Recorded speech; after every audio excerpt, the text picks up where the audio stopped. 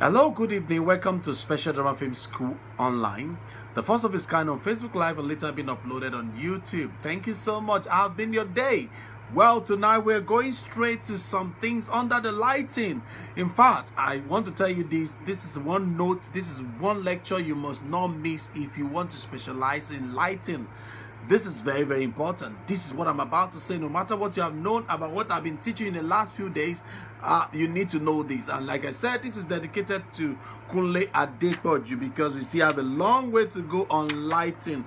But many people don't know that lighting is very, very this broad. They thought it's just like 3-point lighting and they are good and they are good to go. No, it's more than that. So let's go to some technical consideration before you go to do anything. Imagine you go to a place and all of a sudden you just discover that a light was off or a light is off.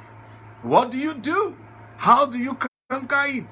What are the amps? You know, I told it's about amps and volts. I don't know this before. I just go let them put the light. I just tell the guy from my plug now, plug, let's shoot. And later I discover the power. You need, if you say you are directing, you must, even sometimes their mind is off. But many times I've been a director and a producer. So most times I do the two together concurrently. And even when I write, I make sure I submit to a lot of people to criticize my writing, to correct the grammars and all that. So the same thing when it comes to the lighting, you must understand that nothing is worse than setting lights for a shoot only to have them suddenly go out due to a blown fuse. Hey, it's going to cause you trouble because you don't even know where the circuit is off. If you are to be in a commercial area where maybe they are doing wedding or maybe they are doing a program or doing something in a building and you don't know where the fuse is out or the circuit is off. So event can not only bad for you, it's going to waste a lot of time. Other tenants, other workers, other customers can start talking. Who are the people shooting? Oh, they are disturbing our peace. It's these people that are shooting. They just say boom. So to add to the misery, you may not know where the circuit breakers are located and it may take maintenance person who is in charge or even maybe he has traveled to open it. Valuable time can be lost and bad feelings start growing. Okay? Before you attempt any location lighting, you must have a thorough understanding. Everybody say thorough understanding. Write it for me, thorough understanding of the amount of power required and whether or not you have the amount available for use. Don't assume you get it. Don't assume you know it. Just make sure you understand what you want to do. So look at the technical consideration is volts and amps. Most of the lights you'll be using out in the field run between 110 to 120 volts if in America AC, where 210 to 220 volts in Nigeria. Okay, AC normal household current. Only battery power lights use direct current, which is DC. Now, which is why the bulbs from indoor light are not interchangeable with battery power bulb light. You should be able to figure out how much current is needed to power your indoor light. You must understand that because the kind of light you're talking about, the amount of current available is measured in amperes. Now they call it amps. Amperes. A-M-P-E-R-E-S. That's amps for short. And multiplied by volts, giving you the power expressed in watts. Okay, amps multiplied by volts, giving you the exact expressed in watts. Okay, the equation will therefore be watts equal to volts times amps. Volts times amps. That's why when you're using a better pass my neighbor, you discover that sometimes this thing is blowing a lot of things in your house because the voltage or the volts that is coming in and the amp you're plugging your things with will result to the watts that is supplying. So it can be remembered as West Africa or let's say West Virginia, okay, West Virginia, because each of your lights has a watt rating. You can figure the amps needed for each light. This equation will be amps equals watts slash volts.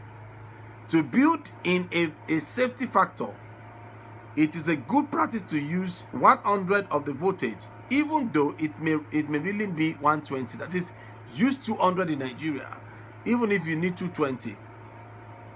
Any long extension cable runs can increase the amount of amps, and unless you adjust it, unless you figure that in, it can put you in a serious danger. Don't forget, the reference book I've been using is a portable video news and field production. Okay, that's the reference book I've been using, and it's on the write-up. Okay, so it can put in danger of overload, and when there is overload, there is tendency for fuse breaking, there is tendency for blowing of things. And if you wish to put up two 600 watt light in a room, it will divide. That is 1002 watts by 100 volts to find that the 12 amps, that's how you say it's 13 amps, oh, it's 12 amps of power are needed to safely run the two lights. Now, most homes and offices have electrical outlet divided into many separate circuits. In an older house, each circuit may be only 15 amps, yet have several outlets like in different rooms on that circuit. Most modern homes and offices have more circuits with fewer outlets per circuit, and each circuit has 20 amps. This means you should never have more than 2,000 watts. If you're using it in America and you're watching me from America, in Nigeria, in Africa, it may be different. Also, look at your country, what is necessary in your country, okay? Which is very, very important, okay? Now, on finding more than one circuit may be difficult. The first place to start is by finding the circuit breaker box area you are working in.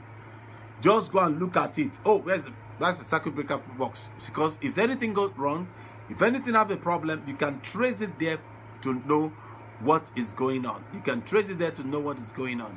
Okay? Trying to find an outlet as fast of this which is possible to increase your chances of getting two separate circuits. Make sure that you have some heavy-duty extension cord to route your light to other circuits. Okay? This will help you a lot. Also, you should check to see if anything else is being used on the circuit you are using. A coffee maker or toaster in use can limit the amps available to you. So that's when you are using it, you know that this is you using. That's how you say you unplug a lot of things down for people. So it's very, very important. If you know you will be working in an older house where fuses may still be in use, have spare fuses available. So when you are going around, just have it, buy it in bulk and get it available. Lastly tonight is avoiding overloads. Avoiding overloads. And this will come to the end of the part 2 that we've been talking about. So we go from tomorrow to part 3, if Jesus tarries and all that. So let's go avoiding overload. For an on-location shoot that require a lot of power, you may want to rent a generator. Many types of generators made for TV and movie can supply power with little or no noise. Look at it right now. You see, if I keep quiet, you hear a lot of noise. Do you see that? That is the thing. Not every generator are meant for filmmaking. Not every generator are meant for production. So note it. Just note it right now. But you know, in Africa, every generator we use, electricity is dangerous. Everybody underline it. Say it, write it, type it. Electricity is dangerous. Everybody say, electricity is dangerous and should be dealt with accordingly. I remember one day, Queen Michael want to unplug a torchlight. And I've been saying, don't go there, don't go there, don't go there. Don't. This guy went there and the thing shook him. Thank God I was at his back. And I was not taking it around. I said, this one is dangerous. I don't know when I started giving big English. I said, it's dangerous. It's dangerous. This is dangerous. This is dangerous. I was telling him, I was taking him around. Since that day, when he said, it's dangerous. He didn't understand it when he was small, when he was smaller. But he later understood and said, oh, this is dangerous. Because you make sure all fixtures are grounded. Do not stand in water while touching anything connected to the power. You are dead. And do not overload any system you are using. Those are the things. So some lights are only meant to be used with bulbs under a specific wattage. If you put it under something, it's gone. Many extension cords are made to carry only a certain number of amps. So when you put it more, that's why I always remember to the one on this thing. You will always say, no, that thing is not 13 amps. So Don't let us plug there. It's not good. It's going to burn. You know, I always remember those things. You get it now? So you have to look at those certain amps, a specific wattage, understand it and do it very well. And because the length of the cable are determine how much of load can be carried. The length of the cable also determines how much of a load can be carried. A 2000 watt light with 200 feet of cable will need an 8 gauge wire. Sometimes just call it 8, #8, okay? The lower the number, the more amps it can carry. A 500 watt light could use a 16 gauge cable to go 100 feet. The more wattage you use, the smaller the gauge number will be. The longer the cable run, the smaller the gauge number. Okay? Note that the smaller the gauge number, the thicker the cable. The thicker the cable. All the cables should be three wire cables. Should be 3 wire cable inside. 3 wire cables. An overheated cable or light housing can start and can easily start a fire. So don't try it, and that's why you need to know all this. That's why most time when we go to location, we always like to have our things ourselves. We always have to have things differently on ourselves so that we can know that we are in charge of what we are doing. Thank you so much. I appreciate all of you. I will be going to some wonderful things from tomorrow. God helping us, and it's going to be wonderful. It's going to be glorious. Thank you so much. I appreciate you.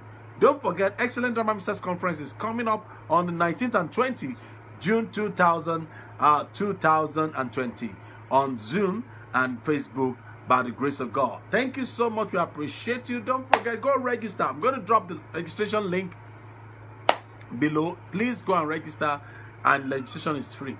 God bless you. Have a wonderful day. Bye.